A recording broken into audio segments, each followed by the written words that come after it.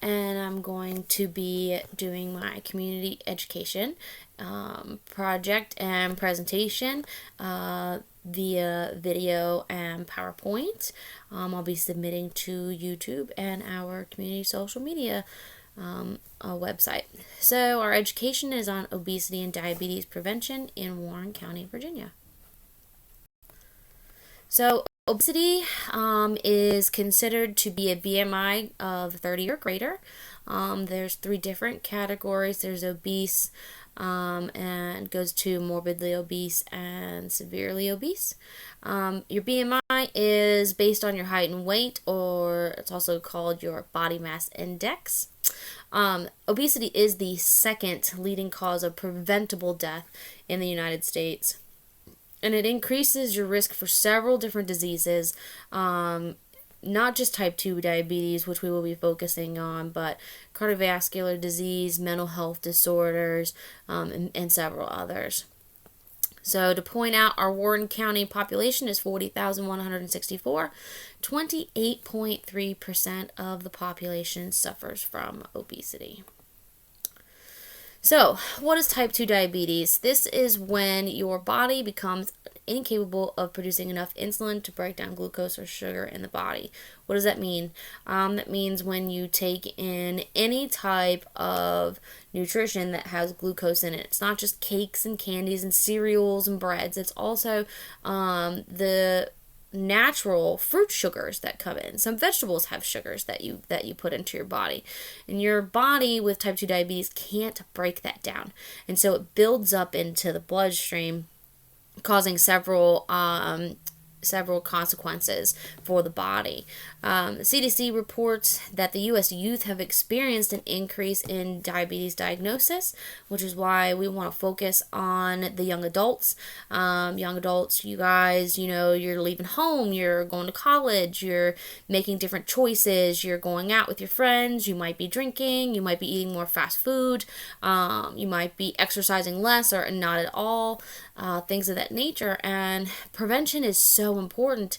If you can prevent it from happening instead of having to backpedal when you're already obese or already pre-diabetic or diabetic, it's a lot easier that way. The CDC reports 89% of those diagnosed with type 2 diabetes are also diagnosed with obesity. Type 2 diabetes is the 7th leading cause of death in the United States, and within Warren County, 11.2% of the population are diagnosed with diabetes. So complications, blindness and vision problems. You don't get your vision back once you wind up with glaucoma or retinal detachment, things of that nature. They may be able to treat those situations, but you're not going to go back to 2020. Cardiovascular issues, high blood pressure, and heart disease. And we're going to add high blood pressure on here in a minute after we get into the lower limb amputation. So what happens with the lower limb amputations?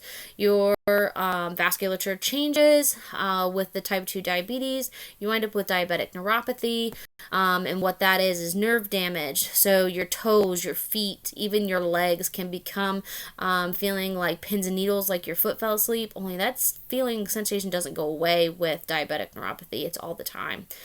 Some people lose sensation in their feet, and when they step on a nail, stub their toe, any kind of injury, with diabetes, your healing process slows way down.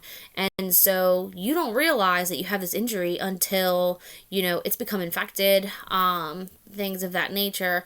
And then that is what causes the need for the lower limb amputation. It's a snowball effect. So, along with the high blood pressure, kidney disease and kidney failure is a huge, huge consequence of type 2 diabetes. So, when you have diabetes and you have high blood pressure, you can wind up with kidney failure and wind up on dialysis. It also increases your risk for Alzheimer's. Prevention for obesity and diabetes go hand in hand. That means if one is effective, so is the other. If we can prevent one, you're going to prevent the other one. And this can be done with 4 lifestyle changes. Change in nutrition, activity, your stress management, and social support. So lifestyle change number 1 is nutrition. So losing weight with as little as 7 to 10% of body weight can assist in decreasing your risk for having obesity, for having type 2 diabetes. It's incredibly important. Losing weight by changing your nutrition intake is a lifestyle change. This is not a diet. I'm not telling you don't ever eat a piece of cake again. Don't ever have a bowl of ice cream again. You just need to change how you do things. So change your portion control. It's so incredibly important, and people don't realize how much they're actually putting on their plate. And so I'm going to show you portion control containers that I actually used, because a few years ago I was obese and I was pre-diabetic. And so I got these portion controls off of Amazon for like $10, no big deal. But if that's not what you're trying to do, there's other ways to figure out your portion control. Try the sports game method. Fruit is a tennis ball, veggies a baseball, carbs a hockey puck, protein a deck of cards. So I cooked dinner, and these are what my dinner cups look like. I got veggies, protein, carbs, and fats. Green, the red, the yellow, and the blue. I do have a fruit cup right here. So this is my fruit cup. It is, where's my camera? There it is. It's as big as my veggie cup. So it is 1 whole cup. And then I have a dip cup. So, ranch dressing, salad dressing, things of that nature go in this little guy. And this is what dinner looks like, guys. So this is broccoli, steak, rice medley, and cheese. And this is on a regular cookout Dixie plate, okay? That is a lot of food for these portion containers. Yes, when you put everything individualized, they look like small little cups. But once you put them on the plate, it's like, whoa, this is enough food. So, nutrition continue. Don't have to stop eating breads and pastas and rice. You just gotta put them in a container, know how much you're eating. Learn to cook fresh foods. Save restaurant dining for special occasions. Those restaurants are giving you way more than you need to eat. Go out once a month. Make it a special occasion. And no more mindless eating. Eat at the table, away from distraction. And when you're watching movies on at the TV or television shows, use your portion control for your snacks, so you're not mindless eating. Exercise and calorie spending. When you reduce your calorie intake and then you add exercise, you're going to spend more calories, meaning you're going to put out more energy. In order to have a 1 to 2 pound weight loss a week, which is a healthy weight loss, you need to have a calorie deficit of 500 to 1,000 calories. So you're reducing calorie intake, increasing your activity. Warren County has 3 gyms: Fitness Evolution, Anytime Fitness, and Dominion Health. Dominion Health has a pool. It's an indoor pool. But you don't have to join a gym. We've got the Shenandoah Greenway, which goes all around the town of Front Royal, and 4 main parks that also have walking paths. So this is me.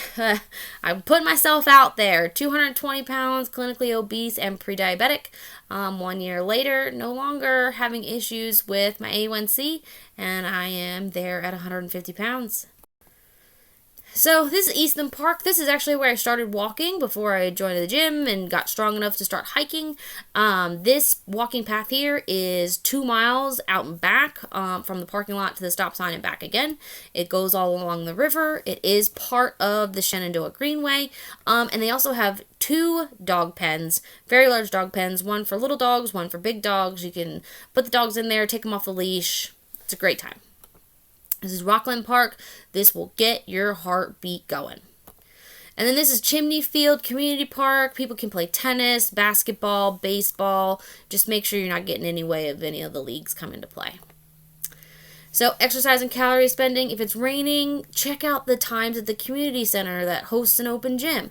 Get on YouTube. Why people pay for at-home exercises, I will never know. YouTube has a plethora of home workouts.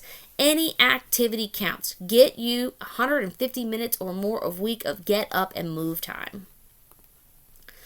Lifestyle changes, stress management. Stress causes so many issues, but what we're going to focus on is the fact that stress causes overeating and undereating, mindless eating, stress eating,